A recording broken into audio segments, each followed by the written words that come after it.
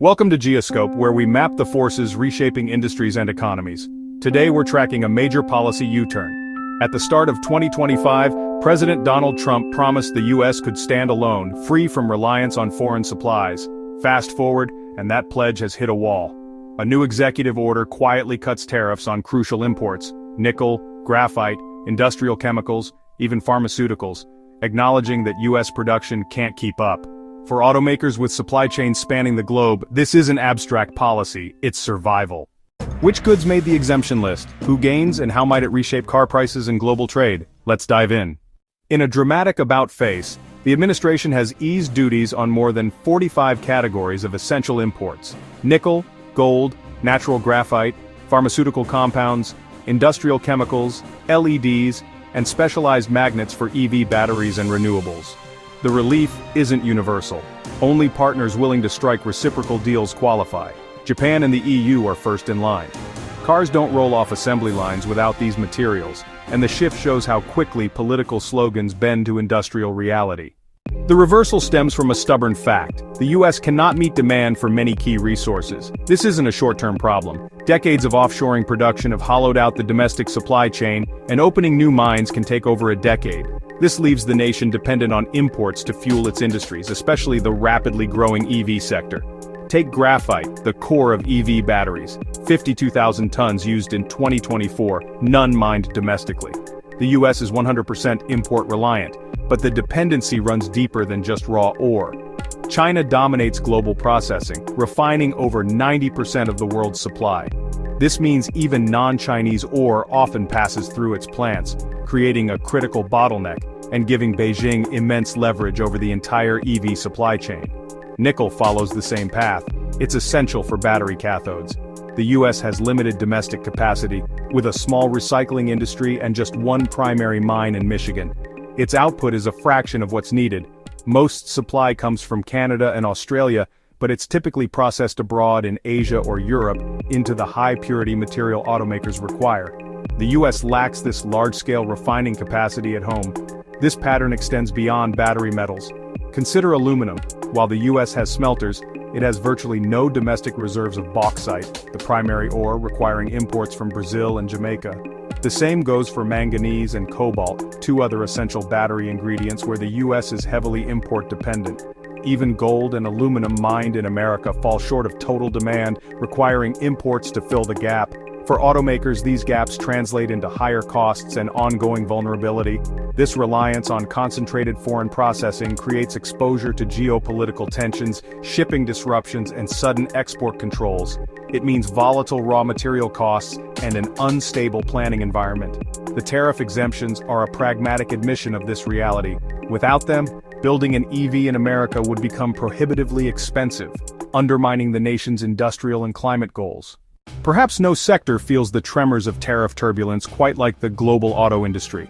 With its vast interconnected supply chains, massive capital investments, and product cycles that span nearly a decade, it acts as a sensitive barometer for the health of international trade. When trade winds shift, automakers are among the first to feel the chill. A modern vehicle is a marvel of global cooperation, relying on thousands of individual components that cross borders multiple times before final assembly. A single transmission might contain parts from Mexico and electronics from Taiwan, assembled in Germany before being shipped to a US factory. When tariffs are applied at each stage of this journey, on raw materials, then sub-assemblies, then the finished part, the costs don't just add up, they snowball, compounding with every border crossing. This year, the pressure intensified dramatically. Duties on many imported vehicles and key auto parts jumped to a staggering 25%.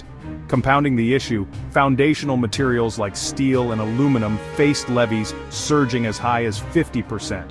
These aren't just abstract numbers, they represent a direct and substantial tax on the very building blocks of every car and truck.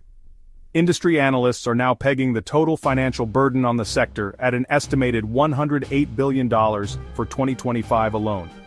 This figure includes not only the direct cost of paying the tariffs, but also the ripple effects of retaliatory duties and supply chain disruptions. When broken down, this translates to an average cost increase of roughly $5,000 per US-built vehicle and a punishing $8,500 on imported models. Initially, manufacturers tried to shield consumers by absorbing the pain, trimming already thin profit margins or decontenting vehicles by removing certain features. But that strategy has its limits. For a mass-market producer of a popular truck, it might mean sourcing cheaper interior materials. For a luxury brand that imports its entire lineup, the cost becomes too great to hide, forcing direct price hikes. And for EV startups, tariffs on batteries and critical minerals from China directly threaten their path to profitability and affordability, creating a major roadblock for the green transition. As a result, the dam is breaking. Price increases are becoming unavoidable, especially for imported luxury cars and technology-dense EVs, which are most exposed to the complex global supply web. This sticker shock is hitting showrooms just as rising interest rates make financing more expensive, creating a perfect storm for consumer affordability. Faced with this reality, the industry's reaction is deeply divided. Some executives express cautious relief over newly announced exemptions, which provide a temporary lifeline for sourcing critical non-substitutable components. However, many others warn that this piecemeal approach doesn't solve the core problem. They argue that the constant policy swings create a paralyzing uncertainty, making it nearly impossible to commit to the multi-billion-dollar, decade-long investments required for new factories and vehicle platforms. Exemptions are leverage, not giveaways. Aligned partners willing to make concessions get access first, spurring a rush of negotiations. The EU and Japan already cut deals, lowering auto tariffs to around 15%. South Korea followed, trading investment pledges for relief. India, once penalized for Russian oil links, may see rates drop to 10–15%. Taiwan is pushing for similar treatment. For global car makers, these patchwork agreements shape strategy, but also sow uncertainty when planning years ahead. When tariffs are enacted, their impact lands in two places: corporate balance sheets and consumer wallets.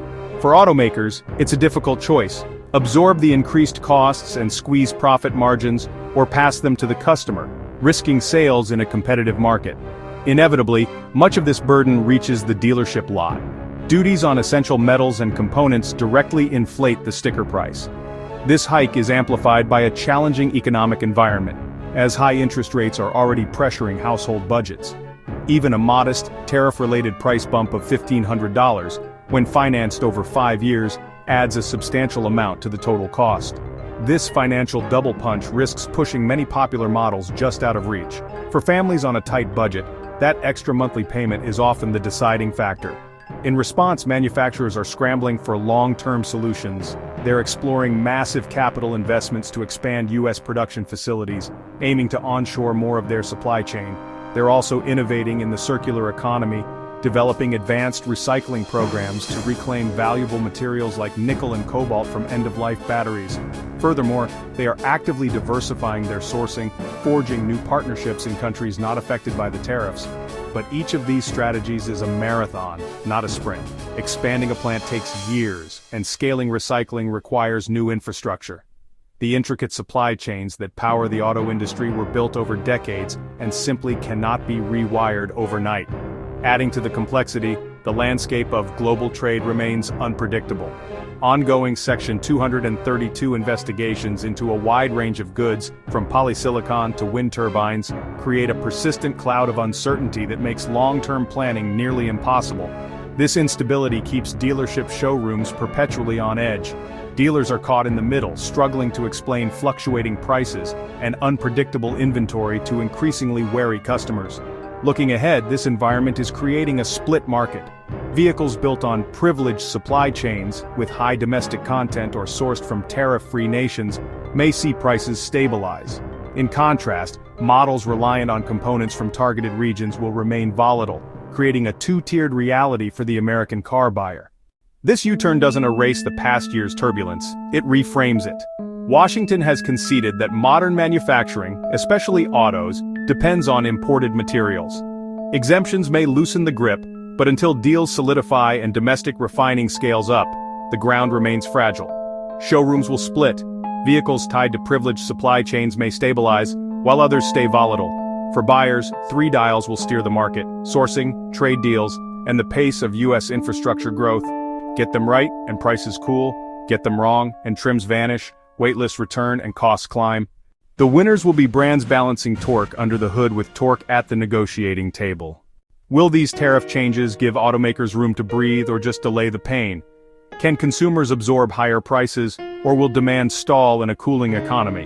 And will partners keep cooperating, or are trade wars ready to shift into a higher gear? Share your thoughts in the comments and subscribe to Geoscope for more insights on vehicles, policy, and the forces shaping the global auto market.